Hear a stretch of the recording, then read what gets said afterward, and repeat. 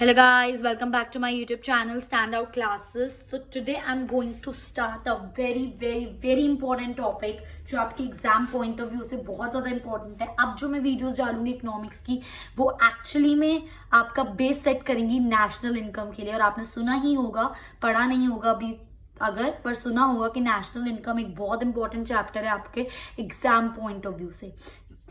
ठीक है. सो ये चैप्टर हमारे प्रिपेयर करना बहुत ज़्यादा ज़रूरी है. बहुत बेसिक से मैं आपको ये चीज़ समझाऊंगी ताकि मैं आपको इसके कॉन्सेप्ट बिल्कुल अच्छे से क्लियर कर सकूं. क्योंकि अगर ये थोड़ा सा भी कहीं पर भी नहीं समझ आया है ना, रटने से कोई फ़ायदा नहीं है. कितनी चीज़ें रट लोगे, समझ रहे मेरी बात. तो इसको प्रिपेयर करना बहुत ज़्यादा इंपॉर्टेंट है. और बिल्कुल जो यूजुअली और क्या होता है, मैं चाहती तो डायरेक्ट आपको चैप्टर्स फॉर्मूला करा के करवा सकती थी, बट उससे भी ज़्यादा मेरे लिए इंपॉर्टेंट है आपको एक एक चीज़ का मतलब बताना. इसलिए मैं ये बिलीव करती हूँ कि ये जो चैप्टर 2 है, that is your basic concept of macro economics, इसी चैप्टर से आपका नेशनल इनकम का बेस स्टार्ट हो जाता है. ठीक है. So today I am starting with the base of national income, that is chapter 2, that is basic concept of macro economics. Chapter 2, chapter 3, chapter 4 बहुत ज़्यादा इंपॉर्टेंट है. ध्यान से समझना, कोई भी वीडियो मिस मत करना.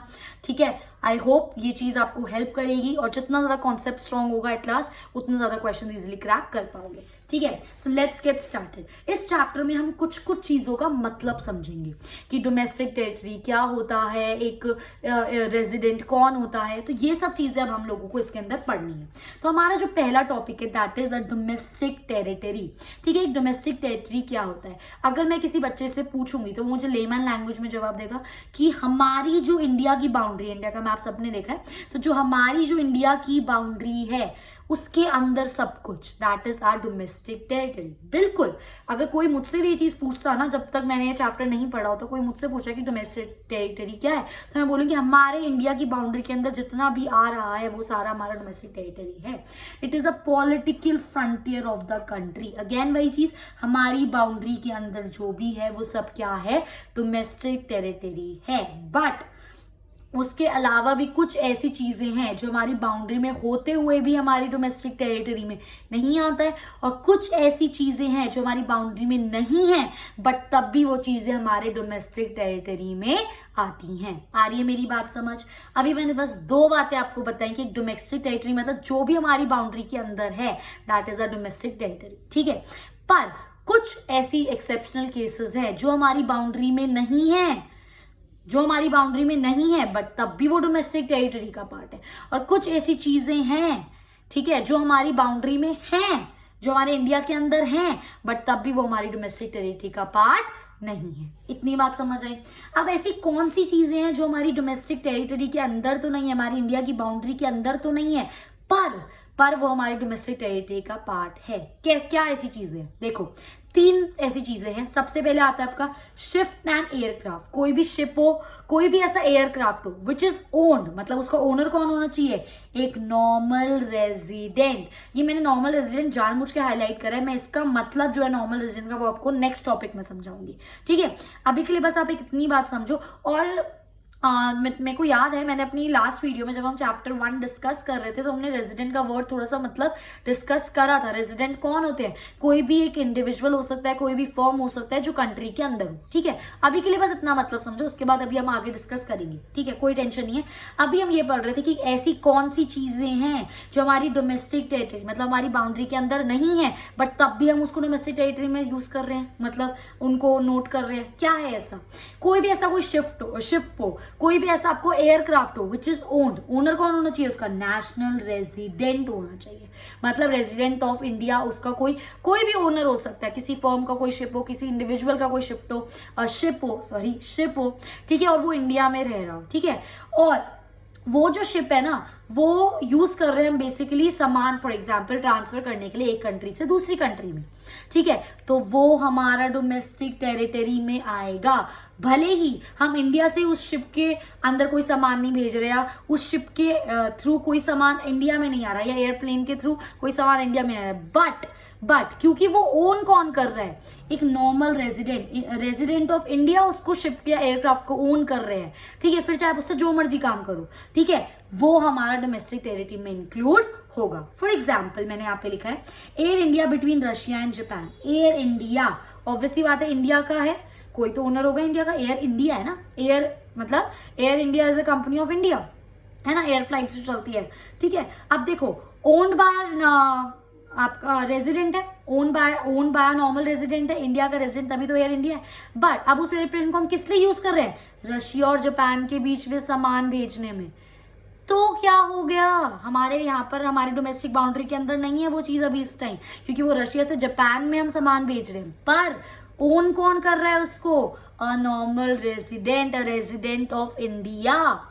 अब रेजिडेंट ऑफ इंडिया कौन होता है वो नेक्स्ट टॉपिक में पढ़ाऊंगी, उसकी टेंशन मत लो, ठीक है। तो ओन कौन कर रहा है उस एयरक्राफ्ट को? Resident of India. इसलिए वो वाला जो एयर इंडिया है that will come under domestic territory. I hope guys ये चीज आपको क्लियर है, ठीक है। मैं बहुत ज्यादा टाइम लेके एक एक चीज आपको डिटेल में समझाऊंगी।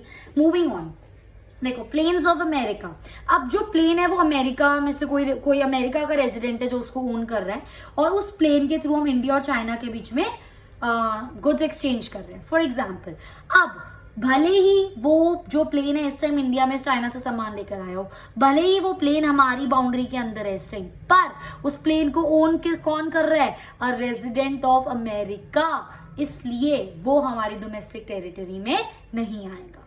क्लियर हो गई इतनी बात? सिंपल सी चीज थी। कोई भी शिप, कोई भी एयरक्राफ्ट जो कोई भी इंडियन रेजिडेंट ओन कर रहा है, ठीक है, मतलब ओनर उसका कोई भी इंडियन रेजिडेंट है, फिर चाहे वो दुनिया में कहीं पर भी, वो हमारी डोमेस्टिक टेरिटरी में आएगा। 100 बात की एक बात क्लियर। नेक्स्ट आता है हमारा कोई फिशिंग वेसल्स ऑयल हो, कोई नेचुरल गैस रिग्स हो, कोई फ्लोटिंग प्लेटफॉर्म हो, मतलब कोई भी फॉर एग्जाम्पल कोई आपकी फिशिंग स्पेशली बोट है, या कोई आपका ऑयल का वेसल है, या कोई नेचुरल गैस रिग्स है जिससे हम नेचुरल गैस एक्सट्रैक्ट कर सकते हैं। कोई भी ऐसी चीज विच इज अगेन ऑपरेटेड, या फिर आप ये भी बोल सकते हो ओन्ड, विच इज ऑपरेटेड और ओन्ड का मतलब एक नहीं होता। ओन्ड का मतलब होता है कि वो मेरा है, और ऑपरेट मतलब मैं ही उसको चला रही हूँ, ठीक है। So which is operated and owned by the resident of the country.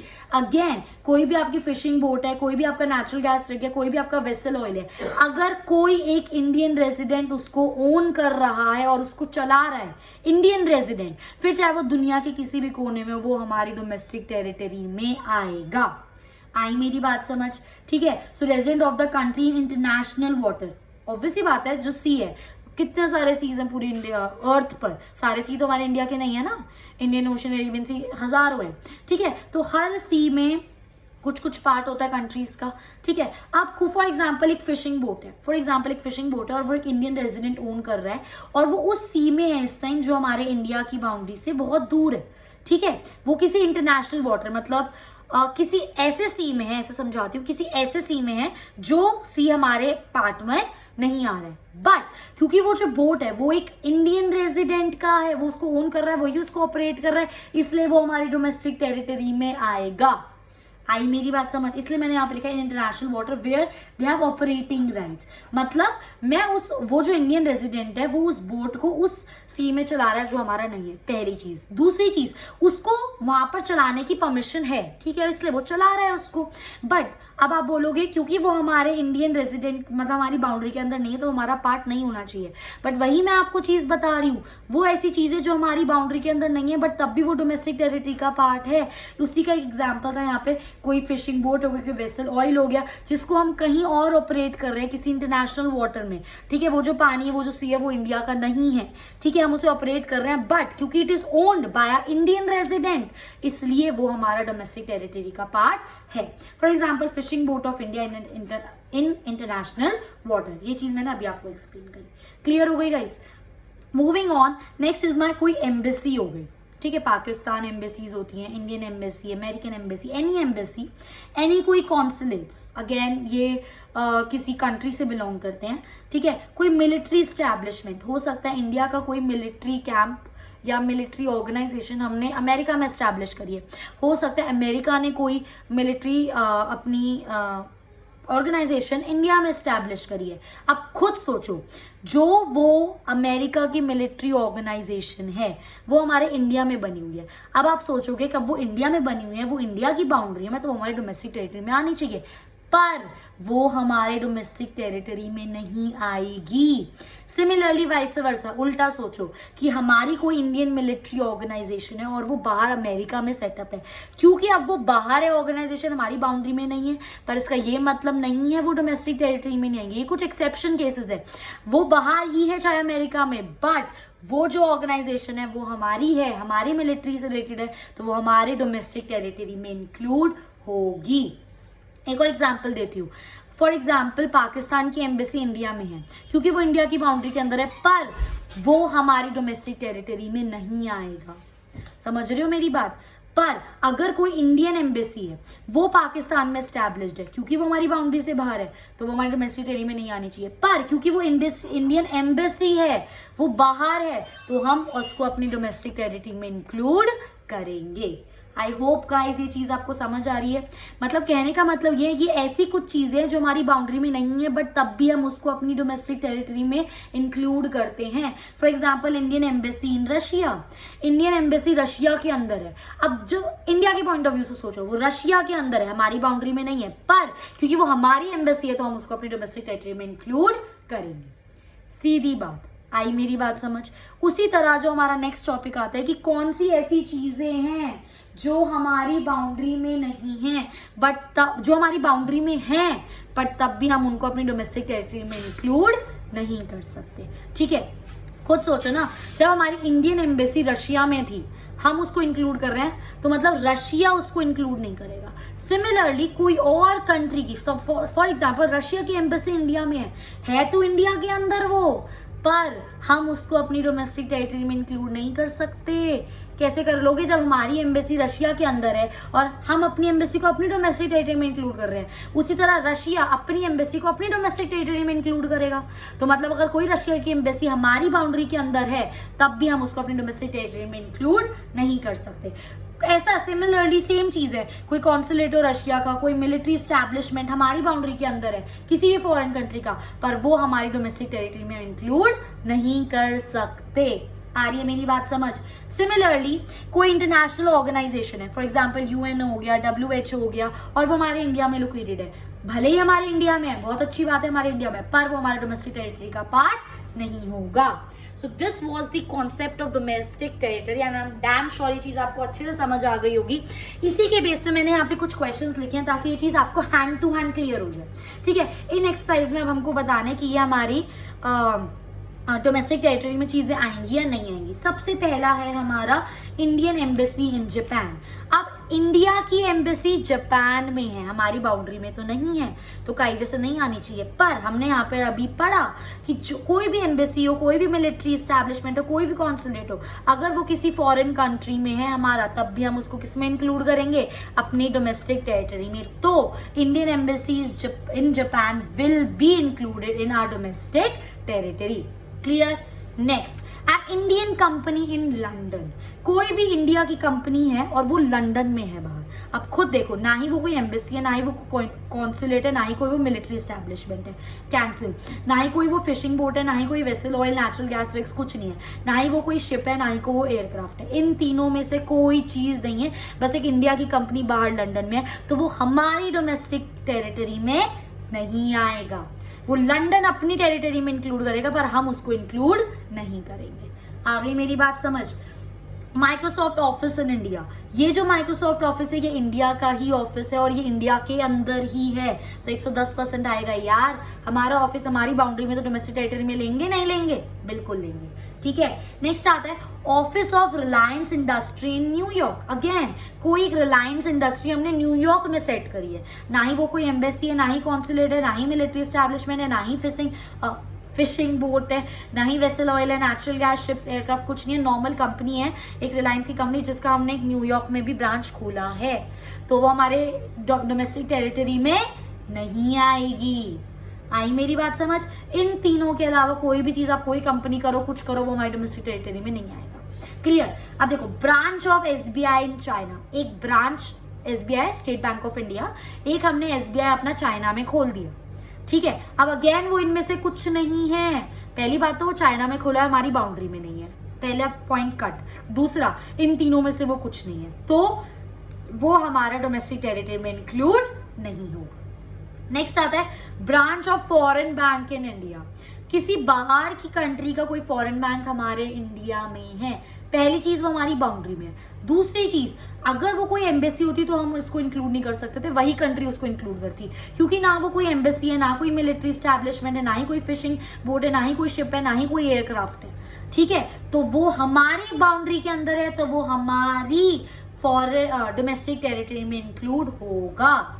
जब हमारा बैंक तुम्हारी कंट्री में था, तुमने उसको अपनी डोमेस्टिक टेरिटरी में लिया, तो अगर तुम्हारा कोई बैंक है, तुम्हारी कोई कंपनी हमारी कंट्री में, तो हम उसको अपनी डोमेस्टिक टेरिटरी में लेंगे। हिसाब बराबर, clear. Now next, Tata rented its building to Google in America. ठीक है, हमारे रतन टाटा जी थे, बड़े दिलदार हैं, उनकी कोई बिल्डिंग होगी अमेरिका में, उनकी बिल्डिंग को उन्होंने रेंट कर दिया गूगल को, गूगल कंपनी को उन्होंने अपनी बिल्डिंग रेंट पर दे दी। पहली चीज तो वो बिल्डिंग टाटा जी की है, बिल्कुल सही बात है, टाटा जी की बिल्डिंग है, पर वो हमारी बाउंड्री से बाहर है।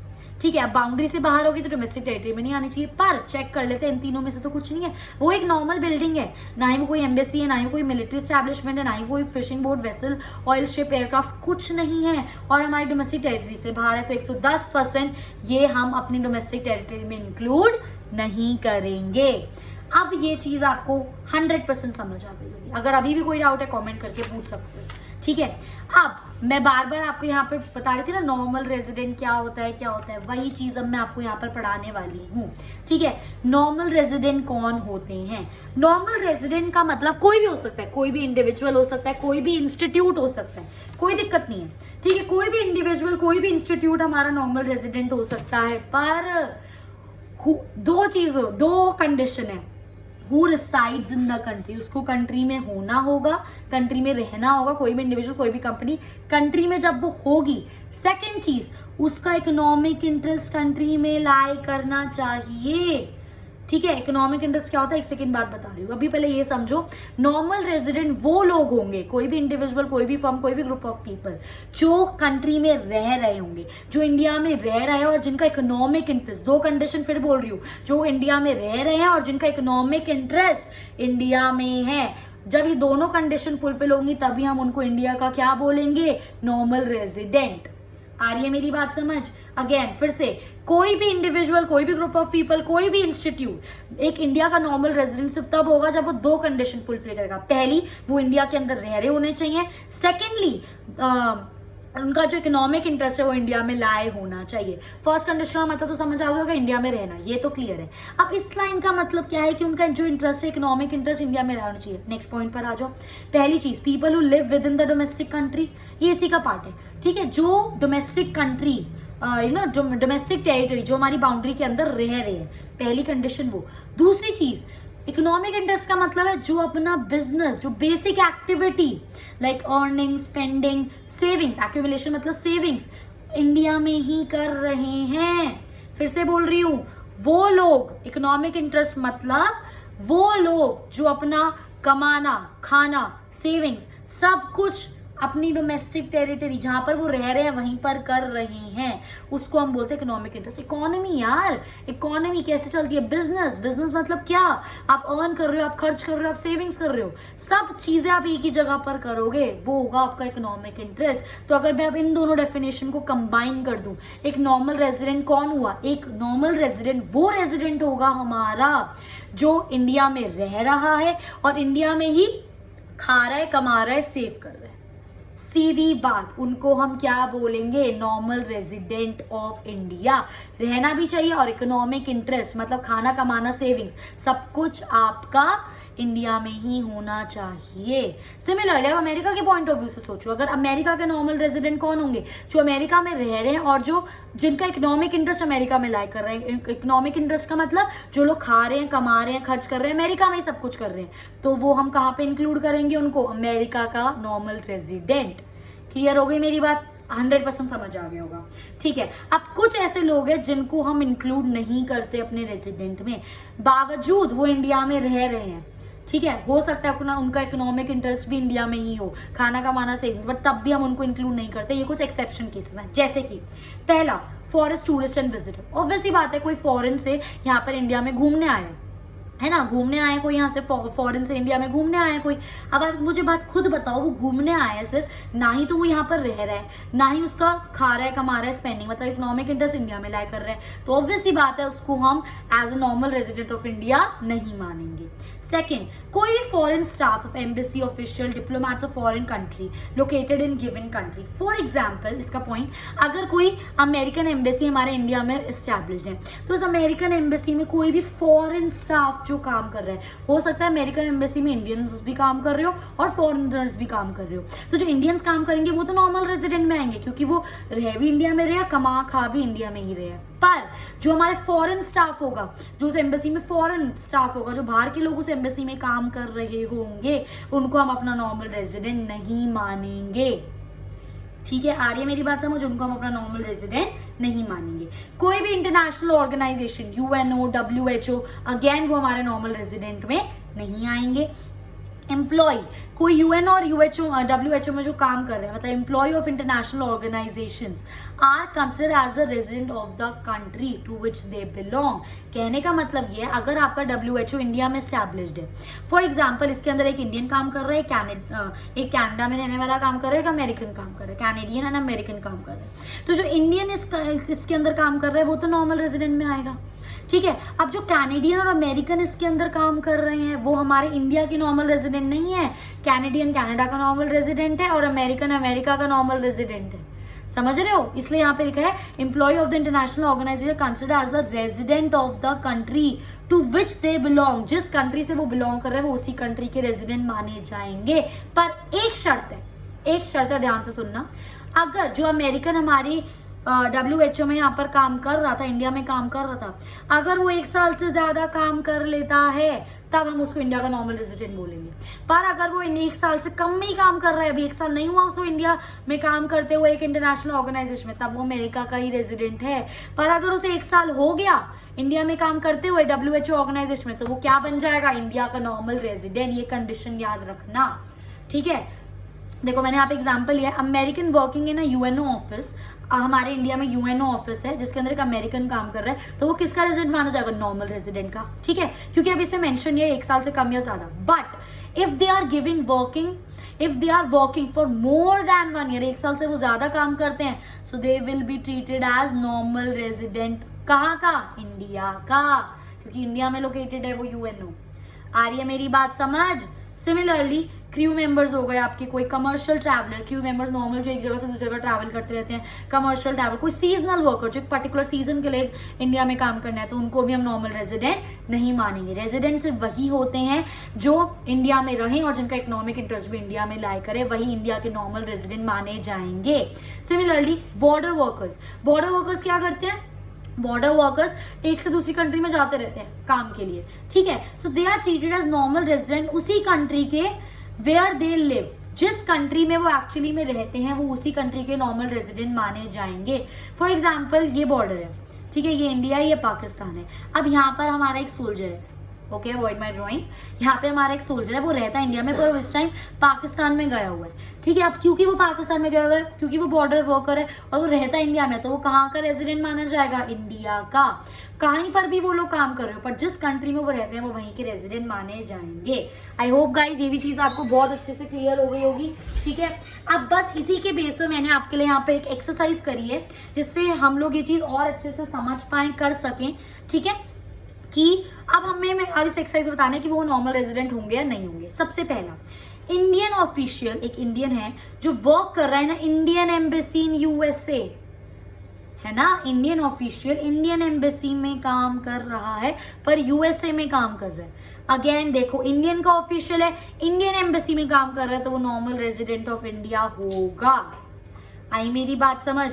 भले ही वो इंडिया में नहीं रह रहा इस टाइम, भले ही उसका वो खा भी रहा है, कमा भी रहा है यूएसए में, पर इंडिया के लिए ही तो कर रहा है, इंडियन एम्बेसी में। क्योंकि खुद देखो ना मैंने क्या बोला, इंडियन एम्बेसी अगर यूएसए में है तो हमारी डोमेस्टिक टेरिटरी में मानी जाएगी। तो जब वो डोमेस्टिक टेरिटरी में मानी जाएगी और एक इंडियन उसी एम्बेसी में काम करे तो वो नॉर्मल रेजिडेंट हुआ नहीं हुआ? बिल्कुल होगा। Clear? A Japanese tourist who stays in India for सिर्फ 2 महीने के लिए वो टूरिस्ट घूमने आए, तो वो हमारा नॉर्मल रेजिडेंट नहीं होगा।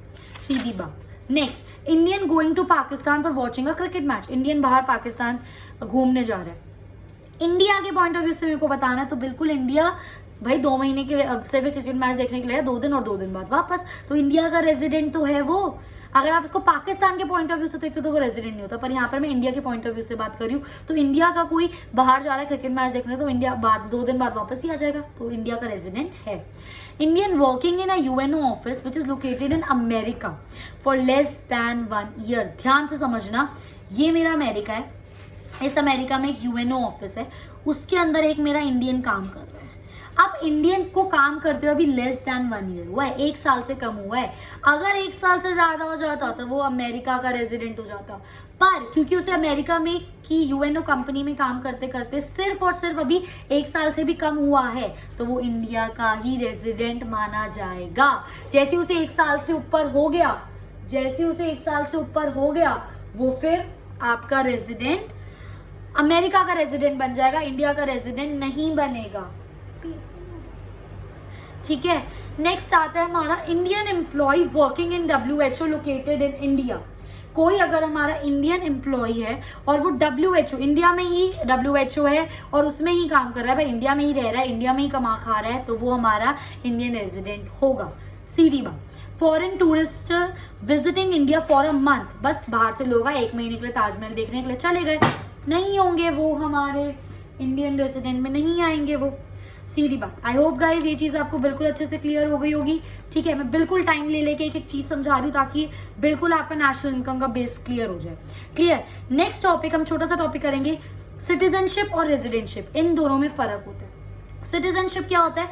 बेसिकली जो आपको आपके बर्थ से मिलती है। अगर कोई इंडिया में पैदा होगा तो वो इंडियन का बाय बर्थ सिटीजन है, कोई अगर अमेरिका में पैदा होगा तो वो अमेरिका का बाय बर्थ सिटीजन है। So it is a legal concept which is based on place birth of the person, place birth of the person. ठीक है, okay. Person born in India को ऑटोमेटिकली इंडियन की citizenship मिल जाएगी। पर अगर कोई बाहर वाला बंदा आए कि उसको इंडियन की सिटीजनशिप चाहिए तो बाय लॉ कुछ लीगल प्रोसीजर करके हम उसको इंडियन सिटीजनशिप दे सकते हैं, पर बाय बर्थ उसको नहीं मिलेगी। पर जो इंडिया में बॉर्न हो रहा है उसको बाय बर्थ इंडियन सिटीजनशिप मिलेगी। Clear guys, moving on. Next होता है मेरा रेजिडेंटशिप। रेजिडेंटशिप इज बेसिकली जहां आप रह रहे हो। ठीक है, it is based on the economic interest of the person. जहां बंदा कमा रहा है, खा रहा है, सेव कर रहा है, वहीं पे तो उसको रेजिडेंटशिप मिलेगी। फॉर एग्जांपल हम इंडिया में कमा सेव कर रहे हैं तो हम इंडिया के सिटीजन भी हैं क्योंकि हम यहाँ पे पैदा हुए हैं, और क्योंकि हम यहाँ पे रह रहे हैं तो हम इंडिया के रेजिडेंट भी हैं। पर अगर कोई बाहर का बंदा है, वो यहाँ पर कमा रहा है, खा रहा है, ठीक है, और वहीं पर रह रहा है, तो वो इंडिया का रेजिडेंट माना जाएगा पर इंडिया का सिटीजन नहीं, अनलेस एंड अनटिल उसने सिटीजनशिप ली हो। अभी हम अज्यूम करके चल रहे हैं उसने सिटीजनशिप नहीं ली क्योंकि वो इंडिया में बॉर्न नहीं हुआ, तो वो इंडिया का रेजिडेंट सिटीजन नहीं है, बट वो इंडिया का रेजिडेंट है। ठीक है, अब पर्सन इज अ नॉर्मल, एक पर्सन को हम नॉर्मल रेजिडेंट कब बोलेंगे? When he lives in India या फिर किसी भी country for more than 1 year. अगर कोई एक बंदा, अगेन वही वाली बात, 1 साल से ज्यादा रह लेता है तो वो हमारा क्या बन जाएगा? Normal resident. और एट द सेम टाइम अगर 1 साल से ज्यादा रह रहा है तो ये सेल्फ अंडरस्टूड सी बात है कि जो उसका इकोनॉमिक इंटरेस्ट है वो उसी कंट्री में लाए कर रहा है। आ रही है मेरी बात समझ? इसी के बेस पे मैंने आपका यहाँ पे एक एग्जाम्पल लिया है। एक चाइनीज है who is living in India for more than 1 year. 1 साल से ज्यादा से वो यहाँ पर रह रहा है। अगर वो 1 साल से ज्यादा रह रहा है तो दैट मीन्स वो यहाँ का रेजिडेंट है 110%, बट वो यहाँ का सिटीजन नहीं है क्योंकि उसने इंडिया में जन्म नहीं लिया है। तो मेरे कहने का मतलब ये है कि एक इंसान आपका रेजिडेंट हो सकता है और जरूरी नहीं है वो आपका सिटीजन भी हो। So means a person can be the citizen of one country and resident of another country at the same time. इसका एग्जांपल ले लो, ये रेजिडेंट इस टाइम इंडिया का है पर ये सिटीजन किसका है? चाइना का है। तो एक बंदा रेजिडेंट एक कंट्री का और सिटीजन एक कंट्री का एक ही बारी में हो सकता है। क्लियर हुई मेरी बात? सिटीजनशिप मतलब बाय बर्थ जब हमें सिटीजनशिप मिलती है किसी कंट्री की। रेजिडेंटशिप मतलब जिस कंट्री में हम रह रहे हैं फॉर मोर देन 1 ईयर, वहां पे खाने कमाने और सेविंग्स के लिए उस कंट्री की हमें रेजिडेंटशिप मिलेगी। ठीक है, और एक बंदे की सिटीजनशिप किसी और कंट्री की और रेजिडेंटशिप किसी और कंट्री की एक ही बारी में हो सकती है। आई होप गाइस ये चीज आपको क्लियर हो गई होगी। इसके अलावा जो हमारे नेक्स्ट टॉपिक्स है वो भी बहुत ज्यादा इंपॉर्टेंट है। I will be discussing in my next video. I hope ये आपको हेल्प करेगी video, and if you like my video please do like, share and subscribe, and thanks for watching.